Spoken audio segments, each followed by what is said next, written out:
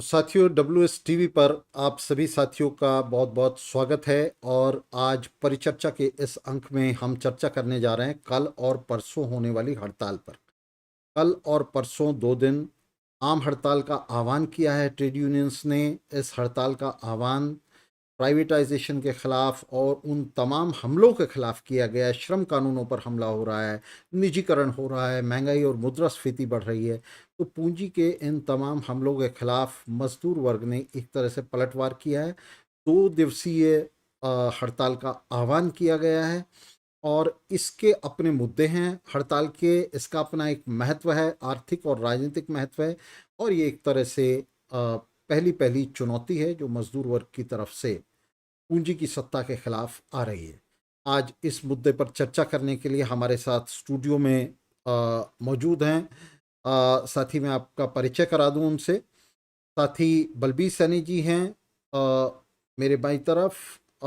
साथी बलबीर सैनी जी मजदूर नेता हैं और भारत भर में मजदूर संघर्षों में वे जो है हिस्सा लेते हैं और उन पर पकड़ रखते हैं। साथी रामेश्वर दत्त जी हैं, वे भी मजदूर नेता हैं और लगातार मजदूरों के, किसानों के, मेहनत कशों के संघर्षों में शामिल रहे हैं। तो इन दोनों साथियों से हम जानने की कोशिश करेंगे, समझने की कोशिश करेंगे कि किस तरह से पूंजी का ये हमला है और किस तरह से मजदूर वर्ग इस पर पलटवार कर रहा है। तो सबसे पहले साथी सैनी जी, मैं आपसे जानना चाहूँगा कि ये जो कल जो हड़ताल हो रही है, इस हड़ताल के मुख्य मुद्दे क्या क्या हैं? किन मुद्दों पर यह हड़ताल जो है वो हो रही है?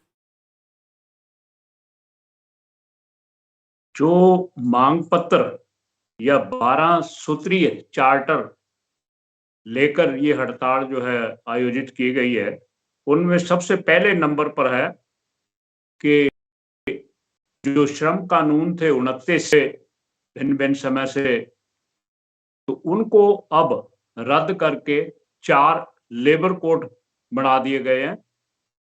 पार्लियामेंट से वो पास हो चुके हैं लेकिन अभी लागू नहीं हुए। तो पहली मांग के तौर पे इस हड़ताल का जो मुद्दा है वो ये है कि वो चारों के 4 लेबर कोड रद्द किए जाएं और जो पुराने कानून थे वो लागू रखे जाएं। दूसरा मुद्दा है किसानों का जो साल भर के लगभग उससे भी ऊपर आंदोलन चला था और जो 3 कानून सरकार ने वापस ले लिए थे बाकी मांगों के लिए जो किसानों की थी, अलग अलग बातें कही गई थी कि कमेटी बनाई जाएगी एमएसपी पे। जो मुकदमे बनाए गए थे किसानों में पूरे देश भर में, उनके बारे में रिव्यू किया जाएगा और वापस लिए जाएंगे। साथ साथ जो इलेक्ट्रिसिटी एक्ट था वो अमेंड किया जाना था। साथ इसके जो ये पराली जलाने वाला मसला था, इस पे जो कानून बना था, ये सारे जो 6 मुद्दे थे किसान संयुक्त मोर्चे के, उनको जो है दूसरे नंबर पे रखा गया है। तीसरा है कि जो मोदी सरकार ने उससे पहले से ही ये 1991 से जो प्रक्रिया शुरू हो चुकी थी, अलग अलग तरह की सरकारें केंद्र में आई, उन्होंने जो प्राइवेटाइजेशन का जो प्रोसेस है, जो प्रक्रिया है, हिंदुस्तान के अंदर शुरू की थी, उस पे रोक लगाने के लिए। और अब जो मोदी सरकार ने नया नेशनल मोनेटाइजेशन पाइपलाइन क्रिएट किया है कि जिसके तहत पूरे देश भर में जितनी भी संपत्तियां बेची जा सकती हैं सार्वजनिक, उनको जो है मोनेटाइज करने के लिए जो है वो बनाया है, जो उसको स्क्रैप किया जाए, उसको जो है रद्द किया जाए। चौथा मुद्दा है कि देश के अंदर जितने भी लोग इनकम टैक्स पेई नहीं है, उन सभी को 7500 रुपए महीना के तौर पे आर्थिक जो मदद है वो दी जाए। पांचवा मुद्दा है गांव में जो मनरेगा स्कीम चलाई जा रही है काफी लंबे समय से, तो उसके अंदर खास करके कोविड के बाद जब बहुत से जो शहरों के अंदर मजदूर काम करते थे वापस चले गए, तो गांव में उनको थोड़ा बहुत जो आमदन थी इस मनरेगा स्कीम से हो जाती थी। तो इसकी मांग उठाई गई है कि मनरेगा के अंदर जो फंड्स अलॉट होते हैं उनमें बढ़ोतरी की जाए। छठा मुद्दा है कि जितने भी मजदूर संगठित क्षेत्र में नहीं है। संगठित क्षेत्र में जो सामाजिक सुरक्षा मिल जाती है, असंगठित क्षेत्र में किसी भी मजदूर को कोई भी सामाजिक सुरक्षा का प्रावधान नहीं है। तो छठी जो मांग है वो ये है कि जितने भी मजदूर असंगठित क्षेत्र में हैं, उन सबको जो है सामाजिक सुरक्षा जो है प्रोवाइड की जाए। 7वां, पिछले हम 2-3 साल से देख रहे हैं कि पूरे देश भर में ASHA workers, anganwadi workers, mid day workers और सरकार की दर्जनों स्कीमें हैं, जिनके अंदर तरह-तरह के जो कर्मचारी हैं, तरह-तरह के लोग जो हैं, वो काम पे रखे हुए हैं। इन लोगों को कोई भी श्रमिक भी नहीं मानते, इनको ये मानते हैं कि ये लोग तो सहायता करने वॉलंटियर्स हैं। तो अगली मांग जो है वो ये रखी गई है 7वीं कि इन सबको जो है एक एक वो दिया जाए, स्टैट्यूटरी रिकॉग्निशन दी जाए और इनके लिए जो स्टैट्यूटरी मिनिमम वेजेस हैं वो तय की जाए। 8वां मुद्दा जो है वो है कि जितने भी लोग हैं, सबके सब लोगों को जो फ्रंटलाइन कोविड के दौरान वर्कर्स थे, डॉक्टर्स से लेके नीचे तक, जिनको अपने जो अलग-अलग काम पहले से करते रहे थे, उनके अतिरिक्त और काम करने पड़े और उनका जीवन जो है असुरक्षित माहौल के अंदर चला गया था, तो उनके अंदर जो उनको सरकारों ने मिलेगा, वो सारी बातें जो है किसी के उस पे लागू हुई, उन सबको लागू किया जाए, ये 8वां मुद्दा है। 9वां मुद्दा है एग्रीकल्चर को लेके। एग्रीकल्चर हिंदुस्तान की बहुत बड़े संकट में फंसी हुई है, तो 9वें मुद्दे में ये मांग रखी गई है कि एग्रीकल्चर में जो पैसा दिया जा रहा है, वो जो है उसकी रेशो जो है वो इंक्रीज की जाए। 10वां मुद्दा कि जो पेट्रोल और या पेट्रोल गैस पे आधारित जितनी भी और आइटम्स हैं, चीजें हैं, जिनकी जो कीमतें हैं वो पेट्रोल और डीजल के ऊपर आधारित हैं, उन सब की जो बढ़ोतरी हो रही है कीमतों में बार-बार, उस बढ़ोतरी को जो है रिड्यूस किया जाए। 11वां मुद्दा है कि देश भर में लगभग 30 साल से 40 साल से ज़्यादा हो चुके हैं कि जो रेगुलर एम्प्लॉयमेंट्स हैं, वो टोटली ऑलमोस्ट खत्म हो चुकी हैं। तरह-तरह से कॉन्ट्रैक्टर पे, डेली वेजेस पे, एड हॉक पे जो है लोगों को सरकारी नौकरियों पे रखा जा रहा है और बाहर फैक्ट्रियों के अंदर भी इसी तरह की कॉन्ट्रैक्ट लेबर जो है वो रखी जा रही है। तो 11वां मुद्दा उसके अंदर ये आ रहा है कि ये सारी जो इस तरह की जो एम्प्लॉयमेंट्स हैं उनको खत्म किया जाए और सबको रेगुलर एम्प्लॉयमेंट दी जाए। 12वां जो मुद्दा है वो जुड़ा हुआ है कि जो लोग एक उम्र तक काम करने के बाद रिटायर हो जाते हैं, रिटायरमेंट के बाद वो किसी तरह अपना जीवन यापन कर सकें, जिसकी एवज में पहले पेंशन दी जाती थी और वो पेंशन जो है बंद करके नई पेंशन स्कीम चला दी गई थी, जो कि अब लोगों को पता चल रहा है कि वो उनको असुरक्षित कर चुकी है। पेंशन्स का पैसा भी जो इकट्ठा होता है पेंशन फंड के तौर पे, वो शेयर मार्केट के अंदर लगाया जाता है और जो पेंशन है वो उसके साथ जोड़ दी गई है, वो कम पेशी भी हो सकती है। तो 12वां मुद्दा जो है इस हड़ताल का 2 दिन की का, वो ये है कि जो पुरानी पेंशन थी, वो दोबारा बहाल की जाए। तो ये 12 मुद्दे जो हैं लेकर ये 2 दिन की हड़ताल हो रही है।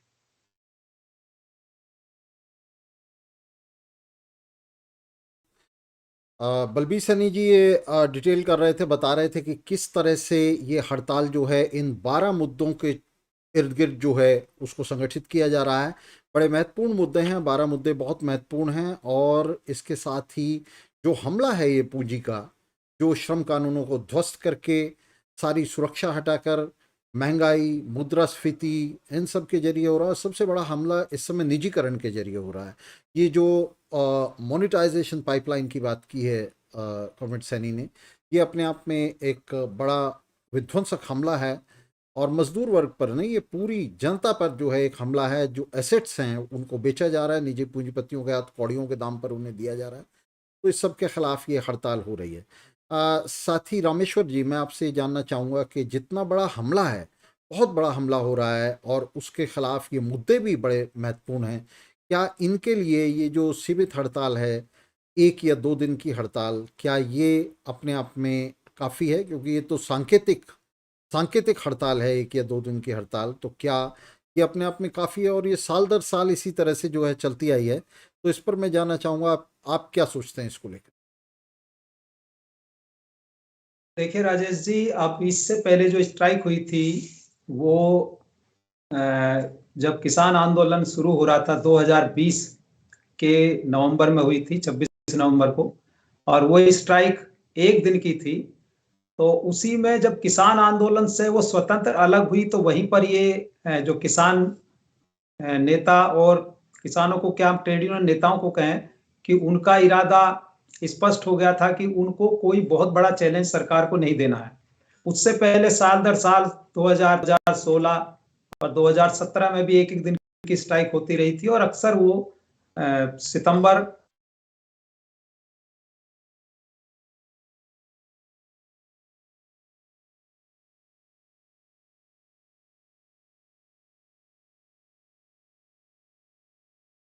साथी रामेश्वर जी शायद कट गए हैं, तो हाँ, मैं जुड़ा हूँ। जी। और 6 महीने के टाइम पे 1 दिन की स्ट्राइक दी जाती थी और तरह से सरकार को देखा जाए तो कोई बड़ा चैलेंज ना दे करके इंडस्ट्रीज को एक टाइम पीरियड दे करके 1 दिन का वो प्रदर्शन किया जाता था और मजदूरों को ये आश्वासन दिया जाता था कि हम आपके लिए संघर्ष कर रहे हैं।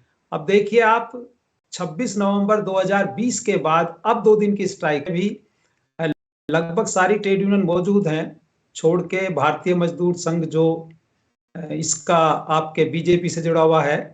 और इसमें एक और मजे की बात देखिए कि जो नीचे के आंगनवाड़ी, आशा वर्कर्स और दूसरे हेल्पर्स काम कर रहे हैं, कॉन्ट्रैक्ट वर्कर्स स्वास्थ्य विभाग में, और सैनी जी ने बताया कितने विभाग हैं जो कॉन्ट्रैक्ट पे काम कर रहे हैं, उनकी इसमें भागीदारी नहीं है। और ट्रेड यूनियन नेता भी कोई कोशिश उन्होंने नहीं की है। जब हमने यहाँ बात करके देखी कि क्या वो हड़ताल में हिस्सा ले रही हैं, दिल्ली के अंदर आंगनवाड़ी अलग से स्ट्राइक कर रही हैं, लेकिन वो उनका संगठन इस स्ट्राइक में हिस्सेदारी नहीं कर रहा है। तो ट्रेड यूनियन नेता तो ये एक तरह से जो एक तो कह रहे हैं कि हम सरकार को चैलेंज करेंगे और जन विरोधी नीतियों के खिलाफ हैं और पेंशन सुविधा को बहाल करेंगे, और उसके साथ इस स्ट्राइक में किसानों की मांगों को भी रखा है, जो कि किसान आंदोलन 1 साल चला है। लेकिन इनकी नीयत ये बताती है, इस तरह के जो इन्होंने प्रोग्राम में ये जो शामिल नहीं करते और ये सांकेतिक हड़ताल करते हैं, तो ये इनकी ये नीयत इससे साफ होती है कि ये सरकार को कोई बहुत बड़ा चैलेंज नहीं देंगे, बल्कि इनके पीछे जो मजदूर हैं स्वस्थ करेंगे कि हम तुम्हारे लिए संघर्ष कर रहे हैं। और कारखानेदारों को भी जब ये पहले से ये बता दिया जाता है कि हम 2 दिन की स्ट्राइक करेंगे, पहले तो 1 ही दिन की होती थी, तो वो अपने जो प्रोडक्शन लाइन है उसको आराम से पहले से मैनेज कर लेंगे, बल्कि उनको बहुत आसानी होती है कि वो कोई उनको दिक्कत नहीं होगी, उनको नुकसान भी नहीं होगा। तो मैं समझता हूं कि ये ट्रेड यूनियन नेताओं की जो राजनीति है वो कहीं ना कहीं इस पूरे सिस्टम को, या ये कहिए जिसको ये बार बार कहते हैं कि ये पूंजीवाद है, निजीकरण कर रहा है, जनता के खिलाफ नीतियां बन रही हैं, उनको कोई बहुत बड़ा चैलेंज नहीं दे रहा है, बल्कि उसको सीमित करता है, उसको अपनी इसको बहुत ही कम। अभी साथी रामेश्वर जी, आपने बिल्कुल ठीक कहा कि ये एक तरह की सांकेतिक हड़ताल है और पिछले कई दशकों में जाकर 1 दिन से 2 दिन की हड़ताल पर ये आए हैं। और जब पहले से ही सरकार को और कारखानेदारों को ये पता है कि ये 2 दिन में हड़ताल निपट जाएगी, तो निश्चित है कि वो उसे कोई बड़ा महत्व नहीं देंगे। नुकसान होगा, अर्थव्यवस्था का नुकसान होगा, सरकार का नुकसान होगा, लेकिन उससे सरकार को कोई बड़ा खतरा नहीं है, जब पहले से उन्हें पता है कि 1 या 2 दिन की स्ट्राइक होकर ख़त्म हो जाएगी और फिर ये साल भर के लिए मुद्दा ठंडा हो जाएगा, फिर अगले साल जो है हड़ताल होगी जाकर। तो इस बीच में, लेकिन इसी बीच में ये भी मामला है कि जो ट्रेड यूनियनें हैं वो 2 हिस्सों में बटी हुई हैं। कुछ ट्रेड यूनियनें हड़ताल का समर्थन कर रही हैं, कुछ ट्रेड यूनियनें उसका सीधा विरोध कर रही हैं। तो यहाँ साथी सैनी जी से मैं जानना चाहूँगा ये कौन-कौन सी ट्रेड यूनियनें हैं जो हड़ताल का समर्थन कर रही हैं, उसका आह्वान कर रही हैं, और कौन सी ट्रेड यूनियनें हैं, उनकी क्या पॉलिटिकल एफिलिएशंस हैं जो इस हड़ताल का विरोध कर रही हैं? INTUC, AITUC, HMS, C2, AIUTUC, TUCC, सेवा, AICCTU, LAF और UTUC, ये सारे जो संगठन है मजदूरों के, श्रमिकों के, ये हड़ताल का समर्थन कर रहे हैं, हड़ताल में शामिल हैं, और इन्होंने जितने भी इनके अपने सदस्य हैं उन सबको कॉल दे रखी है कि 28 और 29 2 दिन की हड़ताल करनी है। जहां तक इस हड़ताल में ना शामिल होने का या विरोध करने का इस हड़ताल का मुद्दा है, यहाँ पे दो मैं समझता हूं बातें हमें जाननी जरूरी है। एक तरफ तो जो अन्य मजदूर संगठन है जो विरोध में है वो है, और दूसरे जो लीगल प्लेटफॉर्म्स हैं हाई कोर्ट तक, वो है। मैं पहले हाई कोर्ट का एक उदाहरण दे देता हूं। भारतीय पेट्रोलियम कॉरपोरेशन लिमिटेड, इसकी एक रिफाइनरी केरल में है। तो वहां जो यूनियंस थी 5, उन्होंने नोटिस दिया कंपनी को कि हमने 28 और 29 की जो है हड़ताल में शामिल होना है। कंपनी मैनेजमेंट ने जाके वो हाई कोर्ट में चैलेंज कर दिया, और एक जज अमित रावल के नाम से जो यहाँ पंजाब हरियाणा हाई कोर्ट से गए हुए हैं, उन्होंने आदेश कर दिया कि वो पांचों यूनियंस 28 और 29 को स्ट्राइक नहीं करेंगी, उस पर रोक लगा दी। इसी तरह ही जो BMS है यूनियन, जो कि राजनीतिक तौर पर बीजेपी के साथ है, लेकिन RSS का एक प्रमुख जो संगठन है जो मजदूरों में काम करता है, कर्मचारियों में काम करता है, BMS इस हड़ताल में शामिल नहीं है।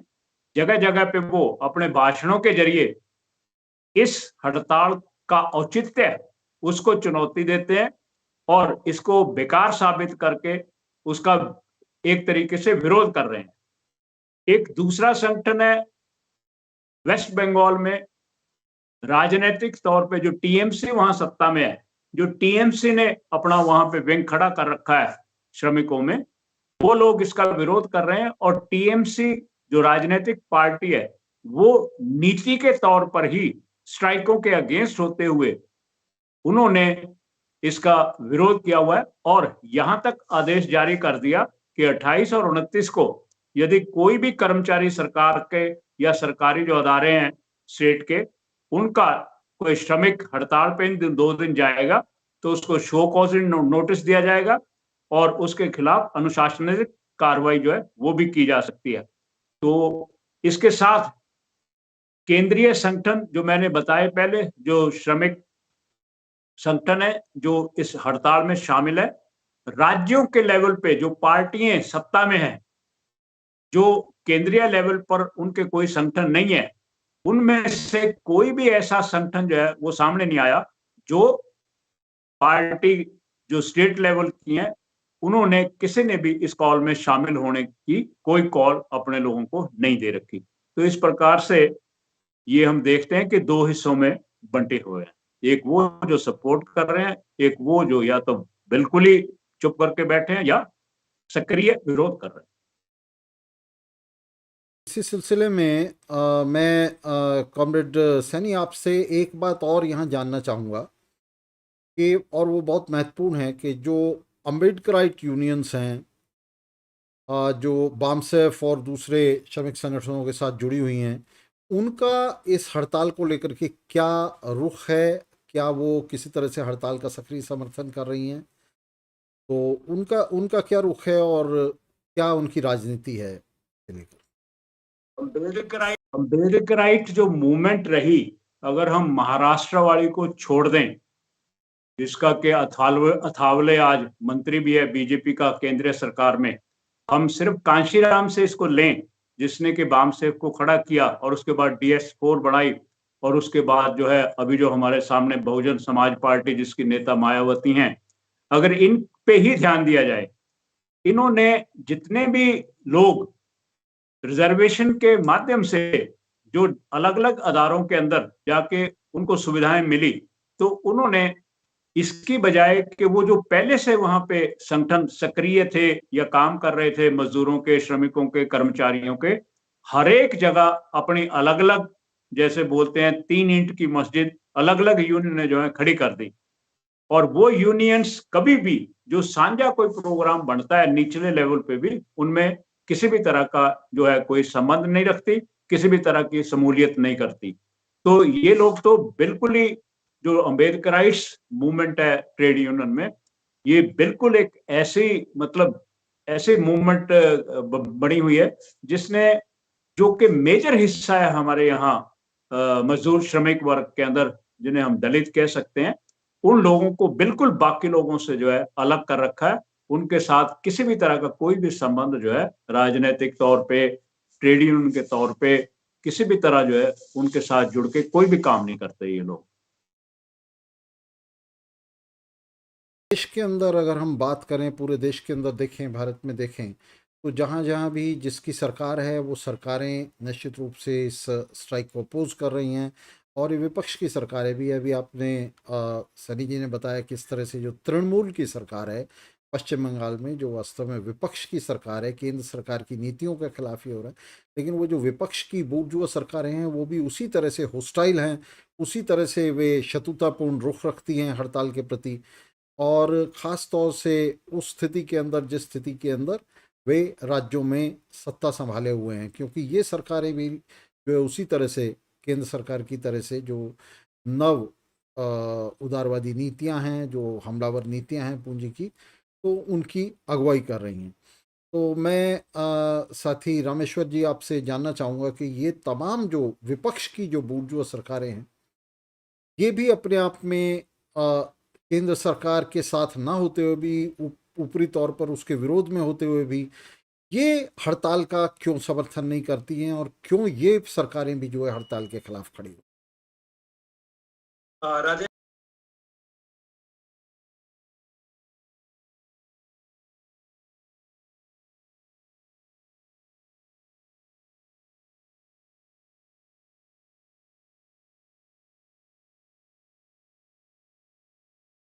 ये कार्रवाई भी करें तो तृणमूल कांग्रेस, जिसकी ममता बनर्जी नेता है, वो अगर देखें तो नोटबंदी के समय से ही सबसे मुखर रही थी और अपने आप को ये उन्होंने प्रदर्शित करने की कोशिश की थी कि केंद्र सरकार के विपक्ष में वो सबसे मजबूत हैं, और बीच बीच में ऐसे दावे उन्होंने किए भी हैं।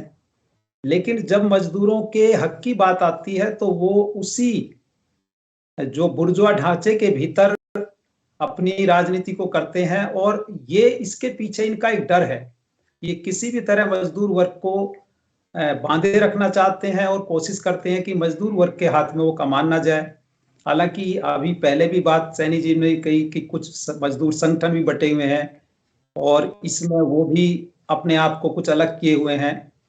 तो एक तो मजदूर संगठनों का जहां तक सवाल है, ट्रेड यूनियंस का, उनका खुद का अपना जो उनकी राजनीति है, वो खुद मजदूरों को एक तरह से एकजुट नहीं होने दे रही। दूसरा, विपक्ष की पार्टियां, और इसी में अगर हम केजरीवाल को ले तो केजरीवाल का इसमें कोई स्टैंड अभी नहीं आया है, लेकिन सीए के खिलाफ जो आंदोलन था तब उनका रवैया देखने को मिला था।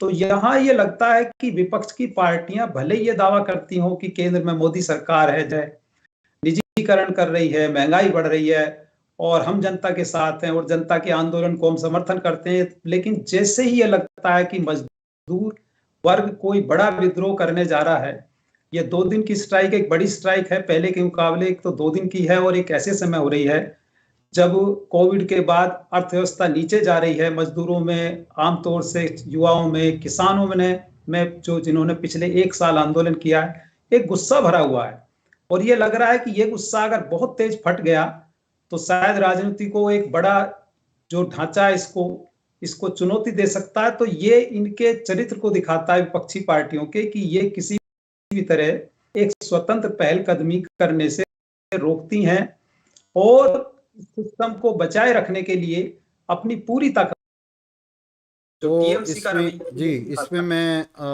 यहाँ साथी सैनी जी से मैं ये जानना चाहूँगा कि पिछले इस सारे दौर में हड़तालें जो हैं वो लगातार हो रही हैं, चाहे रवायत के तौर पे हो रही हैं, सांकेतिक हड़तालें हो रही हैं, हड़तालें लगातार हो रही हैं। तो हर साल ये जो आम हड़ताल का आह्वान किया जाता है, इस आम हड़ताल में जो पार्टिसिपेशन है, भागीदारी है मजदूरों की, वो किस तरह से बढ़ रही है या घट रही है, और उसके बैकड्रॉप में, उसके परिप्रेक्ष्य में ये जो अभी हड़ताल होने वाली है, इसमें क्या आशा है, कितनी उम्मीद है कि कितने वर्कर्स जो है इसमें कल और परसों 2 दिन की हड़ताल में हिस्सा ले सकते हैं? हम अगर जो मांगे मैंने अभी बताई थी कि 12 मांगे हैं जिनको लेके हड़ताल हो रही है, उन पे थोड़ा सा ध्यान दें तो हम पाएंगे वो मांगे 2 हिस्सों में बांटी जा सकती हैं। एक हिस्सा तो जुड़ा हुआ है कि जो आर्थिक बदहाली हो चुकी है, किसानों की हो, चाहे वो हमारे श्रमिकों की, कर्मचारियों की हो। एक हिस्सा तो आर्थिक बदहाली के साथ जो जुड़ी हुई मांगे हैं, उनसे जो है भरपूर है वो। दूसरा हिस्सा है जो सरकार आर्थिक नीतियां लागू कर रही है, डिमोनेटाइजेशन वगैरह की, प्राइवेटाइजेशन की। दूसरा हिस्सा मांगों का उसके साथ जुड़ा हुआ है। लेकिन हम ये देख रहे हैं कि ये जो मांगे हैं, ये मांगे पिछले 20-30 साल से इस तरह बार-बार ये यूनियंस के जो संगठन है ये उठाते रहे हैं, और ये कभी नहीं बतलाते हड़ताल करने के बाद कि इन्होंने जब हड़ताल की, जिसके अंदर जो लोग हैं, जो मजदूर हैं, कर्मचारी हैं, वो हिस्सा लेते हैं, उसके बाद सरकारों पे असर क्या होता है, प्रभाव क्या होता है इन हड़तालों का, कभी नहीं बताते ये लोग। हर बार संख्या बढ़ रही है। 1982 में नेशनल कैंपेन कमेटी बना के पूरे के पूरे जो संगठन मेन थे वहां, उसमें इवन बीएमएस भी थी। उस समय इंटक नहीं थी क्योंकि इंदिरा गांधी की सरकार थी।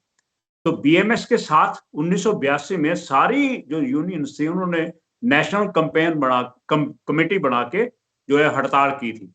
तब से लेके बार बार ये हड़तालें हो रही हैं। 15 में हुई, 12 में हुई, फिर 16 में हुई, फिर 2019 में हुई, अभी लेटेस्ट जो त्यागी जी बता रहे 26 नवंबर 2020 को हुई थी। लेकिन आज तक कभी भी इन संगठनों ने कोई भी ऐसा श्वेत पत्र जारी नहीं किया कि इतने लंबे संघर्षों में से, इतनी बड़ी बड़ी हड़तालों से, जिसमें कि पिछली जो हड़ताल 26 नवंबर की जो हुई थी उसमें ये बताया गया था कि लगभग 20 करोड़ लोग जो है, 20 करोड़ कर्मचारी और श्रमिक शामिल हुए थे। 2016 में ये संख्या बताई गई थी कि 15 करोड़ शामिल हुए थे। 2012 में ये संख्या बताई गई थी कि 10 करोड़ शामिल हुए थे। और अब जो हड़ताल 2 दिन की है, इसके बारे में इन संगठनों ने बताया है कि लगभग 25 करोड़ जो कर्मचारी और श्रमिक है इसमें शामिल होंगे। लेकिन 25 करोड़ अगर इसके अंदर शामिल हो रहे हैं, उसका प्रभाव क्या पड़ने जा रहा है सरकार के ऊपर? जहां तक मेरी समझ कहती है, ये जो 2 मैंने हिस्सों में बांट के मांगे बताई, ना तो आर्थिक मांगों पे सरकार टस से मस होने जा रही है, और ना ही जो नीतियां सरकार लागू कर रही है उन पे टस से मस होनी जा रही है। कोई भी नीति अगर किसी समय पे, जैसे किसानों के साथ धोखा किया है इन्होंने, अगर वो जो 3 कानून वापस लेके बाकी मांगे जो हैं उनकी ठंडे बस्ते में डाल दी, वो कानून भी अब दोबारा किसी न किसी दूसरे रूप में लाने की ये तैयारी कर रहे हैं। मैं नहीं मानता कि वो कानून सदा के लिए जो है वो खत्म हो जाएंगे, क्योंकि उन कानूनों के आने से पहले ही हजारों करोड़ रुपया जो है यहाँ के पूंजीपति जो है उसमें इन्वेस्ट कर चुके थे, सारी गोदाम बनाने में, बीच में जो और चीजें बढ़नी थी। तो ऐसा नहीं हो सकता कि वो कानून दोबारा लागू नहीं होंगे, उनकी फॉर्म्स बदली जा सकती है। तो मेरे अनुसार तो ये जो ट्रेड यूनियन की मूवमेंट है पूरी दुनिया भर में आजकल, और हिंदुस्तान में अगर हम देखें, अगर हम इसको सिर्फ आर्थिक मांगों तक ही देखें, तो आज तो ये भी संभव नहीं है कि कोई भी आर्थिक मांग भी सरकारों के साथ जो जुड़े अदारे हैं उनमें जो लोग, कर्मचारी लोग, वर्कर्स लोग काम कर रहे हैं, उनकी मांग लें। प्राइवेट फैक्ट्रियों में तो बिल्कुल ही संभावना जो है वो क्षीण हो चुकी है। वहां तो कोई भी कंपनी जो है एक नया पैसा तक भी मजदूरों को नहीं देगी इस तरह के आंदोलनों से। अब इसके आगे जो हमें 1917 की क्रांति ने जो रूस की क्रांति ने सबक सिखाया था कि पूंजीवाद की सत्ता जो है, मजदूर वर्ग बिना हाथ लिए अपना जीवन नहीं बदल सकता। तो यहाँ तो अभी ये आर्थिक मांगों पे उलझे पड़े हैं, इससे आगे कब जाएंगे ये जी। कहा नहीं जा सकता। तो ये साथी सनी जी बता रहे थे कि किस तरह से अब जिस दौर में हम रह रहे हैं, अति उन्नत दौर है ये पूंजीवाद का, और इसके अंदर बड़ी बड़ी मांगों की पूर्ति तो क्या, जो छोटी छोटी फैक्ट्रियों के स्तर पर जो मांगे हैं मजदूरों की, उनकी भी पूर्ति अब पूंजीवाद नहीं कर सकता। पूंजीवाद चुक गया है, ख़त्म हो गया, और उसके पास देने के लिए कुछ नहीं रहा है। तो अब मजदूरों को एकजुट होकर इस लड़ाई को लड़ना है। और जैसा साथी बलबीर सैनी जी ने कहा कि सिर्फ इन छोटी छोटी अपनी आर्थिक मांगों के लिए नहीं, बल्कि इन तमाम मांगों को आधार बनाकर वास्तव में उस क्रांतिकारी संघर्ष के लिए उसे आगे बढ़ना है, जिसे अक्टूबर में वो पीछे छोड़ आया था। अक्टूबर से जो है एक तरह से एक उसके उसके और हमारी पीढ़ी के बीच में, हमारे युग के बीच में एक बड़ा गैप आ गया था, एक चैज़्म आ गया था, एक खाई आ गई थी। उसे भरना है और फिर से उस क्रांतिकारी संघर्ष की तरफ चलना है। तो मैं यहाँ साथी रामेश्वर जी से एक अंतिम सवाल करते हुए जो है इस आज की चर्चा को विराम दूंगा। तो साथी रामेश्वर जी, मैं आपसे पूछना चाहता हूँ कि ये जो आज जहाँ आंदोलन खड़ा हुआ है और जिस ऐतिहासिक मिशन के लिए, क्रांतिकारी मिशन के लिए, समाजवाद की स्थापना के लिए उसे संघर्ष करना है, इसके बीच में जो ये बड़ी खाई है, इसको भरने के लिए किस तरह के संघर्ष की ज़रूरत है, किस तरह के राजनीतिक में बिल्टअप की ज़रूरत है, तो उस पर जरा आप रोशनी डालें। राजेश जी, आपने बहुत सही सवाल किया है। ये जो ट्रेड यूनियन है, ये ट्रेड यूनियन खुद देखा जाए तो इनकी बॉसेज बनी हुई हैं। और इन्होंने, अगर आप इनकी, जैसे अभी सैनी जी ने जिक्र किया कि कितने सारे संगठन है, कितनी सारी ट्रेड यूनियंस हैं, उनकी गिनती दर्जनों से ज्यादा है। उसके अलावा छोटे भी बन गए हैं, इंडिविजुअल्स बहुत सारी ट्रेड यूनियंस हैं या मजदूर संगठन है। तो जब तक, पहली बात तो ये इस तरह से इनको बांटे रखेंगे, ये लड़ाई किसी भी तरह से एक बहुत बड़ी लड़ाई में तब्दील नहीं हो सकती, जो इस पूंजीवाद के पूरे जो एक बड़ा जो फांसीवाद के रूप में हमारे सामने जो एक ताकत बन गई है, उसको ये चैलेंज दे सकें। दूसरी बात, जो ट्रेड यूनियन के अंदर लीडरशिप है, वो लीडरशिप बहुत ही अवसरवादी, बहुत ही खुदगर्ज, बल्कि देखा जाए तो उसके अंदर अपने लिए उन्होंने जगह बना ली है। कहीं ना कहीं जो सत्ता पक्ष है उससे उनकी साठ गांठ होती है। यहाँ आंदोलन में हिस्सा लेते हुए भी हमने खूब देखा है, आंगनवाड़ी आशा वर्कर्स तक में, जो बहुत निचले स्तर के वर्कर्स हैं, उनके वर्कर्स की लीडरशिप में देखा है कि वो लोग बार बार जो आंदोलन को उस समय पीछे हटा देते हैं जब उसकी सबसे ज्यादा जरूरत होती है। जैसे उत्तर प्रदेश में आंगनवाड़ी आशा वर्कर्स बहुत जबरदस्त आंदोलन किए हुए थी।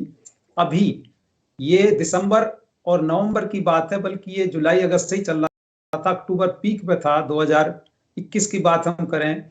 और जैसे ही नवंबर दिसंबर आया तो इन्होंने उसको ढीला कर दिया और चुनाव से ठीक पहले उसको गड्ढे में डाल दिया। तो जब तक इन ट्रेड यूनियन के पुराने नेताओं को, इस बॉसेज को, इस पूरी, एक तरह से देखा जाए तो इस ब्यूरोक्रेसी को उखाड़ के नहीं फेंका जाएगा, और निचले स्तर के जो वर्कर्स हैं हर सेक्टर में, उनके संगठन नहीं बनेंगे, उनकी संघर्ष समितियां नहीं बनेगी, वो खुद उसकी पहलकदमी नहीं लेंगी, उसकी लीडरशिप में उनको नहीं लाया जाएगा, तब तक ये जो लीडर्स हैं पुराने, जो ट्रेड यूनियन के बॉसेज हैं, ये बार बार एक दिन, अभी 2 दिन कर रहे हैं। अभी एक चीज मैं और जोड़ दूं इसी के साथ ही, इसको पूरी कर दूं पहले, कि तब तक ये कोई चैलेंज नहीं दिया जा सकता मजदूर वर्ग की तरफ से। दूसरा, भी सैनी जी ने कहा है कि जो संख्या बढ़ती जा रही है, बता रहे हैं कि 10 करोड़, 15 करोड़, 20 करोड़, और अब ये 25 करोड़ तक ये इस बार हो सकती है। लेकिन पिछले जो हड़ताल 26 नवंबर की है, उसमें हिस्सा लेते हुए हमने देखा कि जो पहले एक तरह से रैली निकालते थे या एक बहुत बड़ा मार्च निकालते थे, डीएम कार्यालय को घेर लेते थे, और एक लगता था कि ताकत है, इस बार कहीं दूर पार्क में खड़े हो जाते हैं, फोटो खिंचवा लेते हैं। वो किस तरह की संख्या है, वो इस तरह को मुझे लग रहा है फैब्रिकेट करते हैं। अब वो उस तरह का जोश नहीं रहा, क्योंकि लीडरशिप उनकी कहीं ना कहीं देखा जाए तो वो बहुत ही अवसरवादी और सत्ता के साथ अपनी साठगांठ किए हुए। तो इस तरह की जब लीडरशिप को जब तक हटा करके आम मजदूर की लीडरशिप नहीं आएगी, उनकी पहलकदमी नहीं होगी, जो वाकई में पीड़ित हैं, परेशान हैं, जो वाकई में संघर्ष करना चाहते हैं और इस निजाम को बदलना चाहते हैं, तब तक मैं समझता हूं कि इस तरह की ट्रेड यूनियंस के हाथ में जो ये रहेंगे आंदोलन, ये कोई चैलेंज नहीं दे पाएंगे और बार बार बल्कि असफलता ही हाथ लगेगी और निराशा भी हाथ लगेगी। साथी सैनी जी ने बताया कि इस बार 25 करोड़ से ज़्यादा मजदूरों के इस हड़ताल में भाग लेने की आशा है, लेकिन साथ ही रामेश्वर जी बता रहे हैं कि किस तरह से ये जो संख्या है ये अपने आप में मैनिपुलेटेड भी हो सकती है। और दूसरी बात जो वो कह रहे हैं, बड़ी महत्वपूर्ण बात कह रहे हैं कि आंदोलन जो है वो बेदम होता जा रहा है, वो कोई चुनौती नहीं प्रस्तुत कर रहा है सरकारों के लिए, उद्योगपतियों के लिए। तो कितना भी बड़ा दिखाई दे वो वॉल्यूम में आंदोलन, मीडिया कितनी बड़ी उसकी रिपोर्ट करे, लेकिन उसके अंदर वो दमखम नहीं है जो 60 के दशक में या उसके आसपास हुआ करता था। तो ट्रेड यूनियनों का पूरी तरह से जो है पतन हो रहा है, उनकी लीडरशिप का पतन हो रहा है, जिसकी तरफ साथी रामेश्वर जी ने इंगित किया, साथी बलबीर सैनी जी भी उस पर बात कर रहे थे अभी। तो दोनों साथी जो हैं, जो मजदूर नेता हैं, उन्होंने इस बात को पूरी तरह से अंडरस्कोर किया, इसको हाईलाइट किया, इंगित किया कि किस तरह से तब तक आंदोलन जो है उसको उसके अंदर जो है दम नहीं आ सकता, आंदोलन के अंदर वो ताकत नहीं आ सकती, जब तक ये जो पुरानी लीडरशिप है जो पूरी तरह से अपना दमखम खो चुकी है, अपनी स्टीम खो चुकी है, अपनी ऊर्जा को ख़त्म कर चुकी है, तो इस लीडरशिप को बदला नहीं जाता। और जो सजेशन या सुझाव साथी रामेश्वर जी दे रहे हैं कि इन ट्रेड यूनियन नेताओं को, ट्रेड यूनियन बॉसेस कह रहे हैं वो उनको, तो इनको एक तरफ करके नीचे जो आम साधारण मजदूर हैं, जो सबसे ज़्यादा इससे पीड़ित हैं, अफेक्टेड हैं, उनकी संघर्ष समितियां, उनकी लड़ाकू कमेटियां बनानी चाहिए।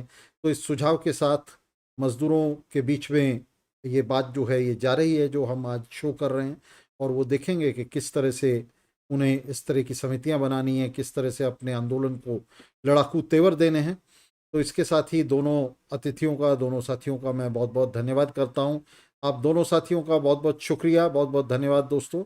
और आज के कार्यक्रम को ख़त्म करने की मैं आपसे अनुमति चाहता हूं। तो सलाम दोस्तों, लाल सलाम, मिलते रहेंगे, लड़ते रहेंगे, संघर्ष कर